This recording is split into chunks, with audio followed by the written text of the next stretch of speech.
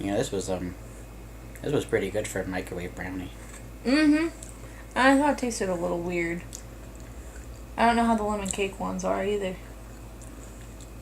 Probably tastes like a microwave lemon cake. What does that taste like? Oh, hi! Oh, hey! We didn't see you there. Welcome to the first non-gaming episode of Married with Media. I'm Seth.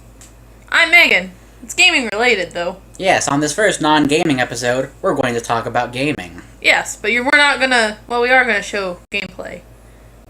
So it's all about gaming. It's all about gaming. All about gaming all the time here, right now. We're going to be talking about the Star Wars Battlefront II trial.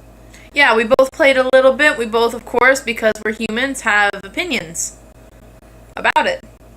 I'm full of opinions. In fact, I'm made of opinions. He is. He is 99% opinion, 1% hot air. We tried it on the PC and on the PlayStation 4 Pro. We're going to let you know how they compare, which one's better, which one's worse, and they're both about the same, really. Yeah, other than I am awful at playing PC, so if any of my video clips from the PC make it in, I am so sorry you have to watch my gameplay. And I'm just generally bad at playing video games. Not as bad as me. So without more beating around the bush, let's get right to it. Alright, let's do this. Alright, so first we're going to talk a little bit about the positive things that you see in the Battlefront 2 demo beta. First, the game is absolutely stunning.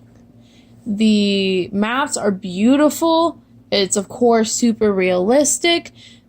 But not only that, but it looks like Star Wars. It looks more like Star Wars and sounds more like Star Wars than any game before it has, even 2015's Battlefront. But I mean, of course it does, right? Because it's 2017 now, and every video game has the potential to be photorealistic. So it's almost not even worth commenting on. Like, it's not worth commenting on the special effects of movies anymore, because every movie's got special effects. Every video game looks amazing now. Now, this is one of the first super modern games that we've really played on our PC since we built it. So I think PC versus PS4, you can definitely tell a little bit of a difference. It looks even more beautiful on the PC. And we don't even have a super, high-performing, all the newest, latest gadgets kind of PC. No, we've got a pretty modest mid-range PC. But I'm trying it out right now again on the PS4 Pro, and I mean, it looks great on that console, too. I can't speak for the X-Bone, but I'm sure it looks great on the X-Bone as well. So another really great positive thing is that there's so much more game right off the bat. And by so much more game, I really mean that there's the amount of game that there should be. Unlike with the first Battlefront, you've got the solo campaign, and there's just a lot more story covered. You've got prequel all the way through the new sequel trilogy covered in this game, which is the way it should be. Yes, Battlefront 2 has something that all kinds of Star Wars fans will enjoy. I mean, Megan and I, we're those snobbish purists. We don't like the prequel trilogy, but I mean, hell, running around cutting down clone troopers as Darth Maul is a lot of fun in this game. It's satisfying to do. They gave him a great moveset. They gave all of the heroes you can play as in the demo a great moveset. Yeah. And speaking of the heroes, the system for getting to play as a hero is so much better. I know when I played the 2015 Battlefront, I almost never got to play as a hero character because everyone else was searching, it seemed like, for the power-ups to become a hero. And it was always super frustrating. So now instead, you get points based on your performance in-game, and that's how you get hero vehicles and get to play as the heroes in-game. And it's such a better setup. It rewards you for doing what you're supposed to be doing. Yeah, 2015's Battlefront had those stupid power-ups scattered across the map, which basically just rewarded you for being in the right place at the right time. Now in Battlefront 2, yeah, they've done it better. You're rewarded for actually playing the game. Now, this is just a minor nitpick, of course, but for someone who is of mediocre skill, such as myself, I'll probably never get to play as a hero in game, but at least everyone has more of a fair chance now. Yeah, and so far, I mean, I found that with some of the game modes that I can play decently, I do actually build up enough points pretty regularly. So I can get maybe not a full hero, but get the neat star card type things. Trying to think of like the special troops. Oh, you mean like the hero vehicles in Starfighter, or? Yeah, I haven't played much Starfighter at all. Starfighter, surprisingly, is what I can play. I'm a lot better at it than on the foot soldier mission, because I find those modes to be so hard to play because I can't see anybody. Yep, and we will save that for our negatives, talk more about that. Another thing that I noted is that the UI and the interface is very attractive and it's not distracting. Especially, looking at it right now while you're playing on the PlayStation 4. It's very small, very out of the way. Could almost be a bad thing because, again, hard to kind of see. But it becomes muscle memory and you just kind of know what's there. Yeah, it's obviously that's something you want in a third-person shooter. That's something you want in most all video games, really, is a minimally intrusive HUD. You just want to be able to see the game. You need just enough to know how your gun's doing on heating, how your special abilities are doing on cooldown, and Battlefront II exceeds at that. That's one of the strengths of this game, yeah. But it almost feels weird to praise that, right? Because that's like something incredibly basic that a game like this should get right. But, not everyone gets right, so it's good to see it. And the last big positive, and this is something especially compared to 2015's Battlefront, is it seems that the player base is going to be much less divided. A lot of people kind of dropped off Battlefront 2015 because if you didn't buy all the expansions, you're missing out on so much games. There are so many game modes and maps that you couldn't play, and it became you had to pick to play those maps if you had the DLC, which just ended up, stretching the player base to where it was hard to find matches regularly. And this game doesn't seem like it's going to do that.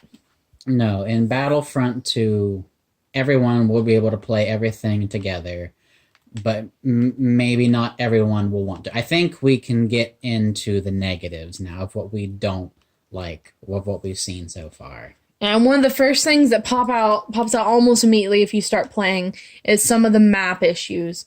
In particular, during Strike, I believe is the name of the map. Strike, Galactic Assault, Yeah. They're all of them. Well, except Starfighter Assault, I think.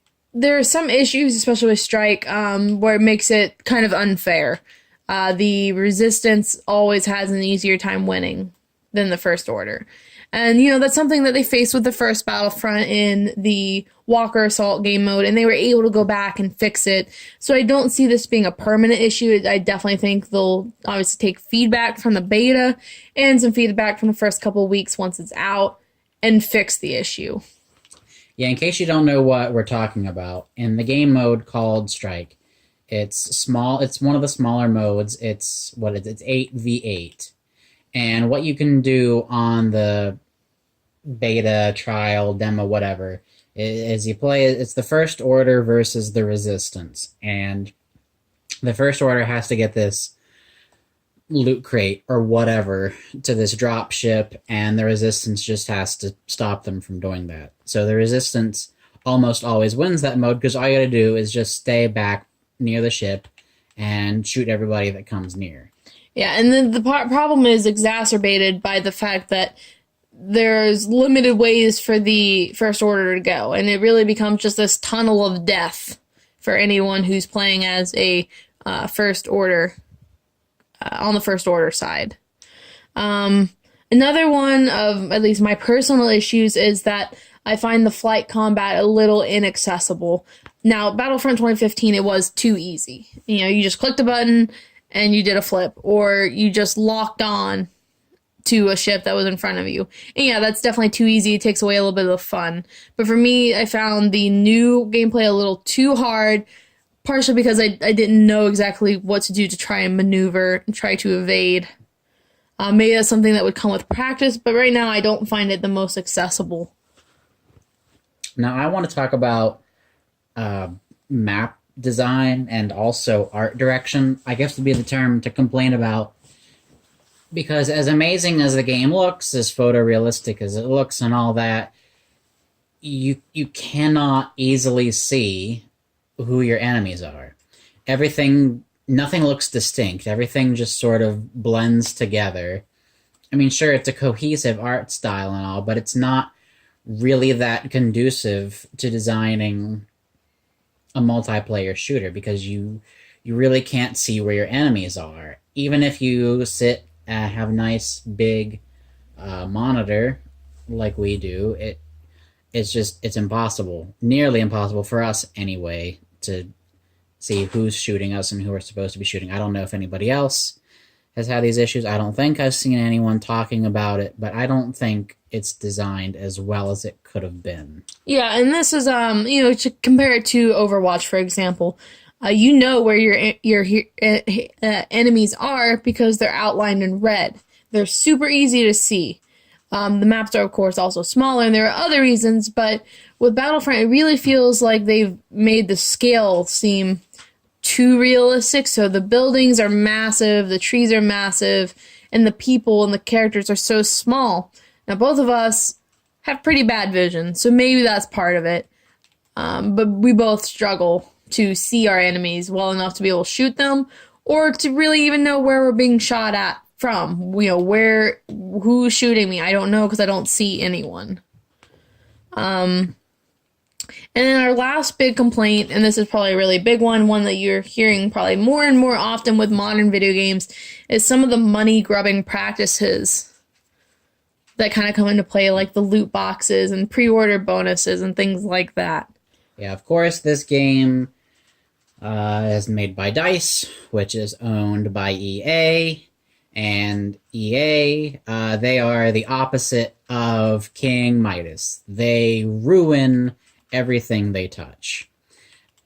Battlefront II is definitely going to be pay to win. I'm sure you're all familiar with that term, but in case you're not, Battlefront 2 has a loot box system like so many modern AAA video games do, to where if you don't feel like playing the game to unlock all the stuff you can just spend real-world money to gamble and get these loot boxes and potentially level up a lot faster than everybody else who doesn't feel like spending money. And you're just going to have an unfair advantage because you've got more money to blow and or are more impatient. And from what we've read and seen, it seems that eventually, later on in the game, once you've leveled up your star cards, you can reach a point where you're pretty powerful, you're pretty hard to take down, and that will make it very intimidating for new players to start at, back at level 1 and have to build up to that when everybody else they're playing against is nearly impossible to kill. Yeah, 2015's Battlefront fragmented the player base by splitting up the DLC like they did, all of the full content of the game, and Battlefront 2, I think, is going to fragment the player base by... It's just... I think people are going to realize that at some point everyone is so much better than them, not necessarily because of skill, but just because of what they have. And some people are probably going to stop playing. I think that's a very real possibility.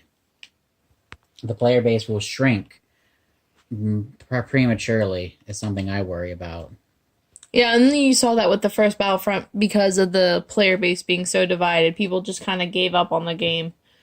But I guess now, on to just some personal thoughts and opinions. Would you buy the game, Seth?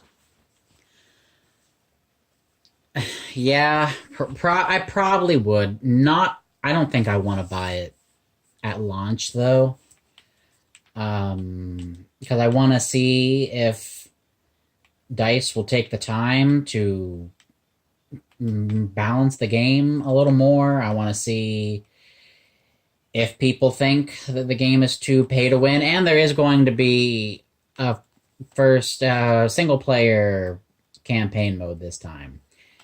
And if I hear through the grapevine that that's fun and it's actually a worthwhile inclusion, yeah, I'll probably pick up the game at some point.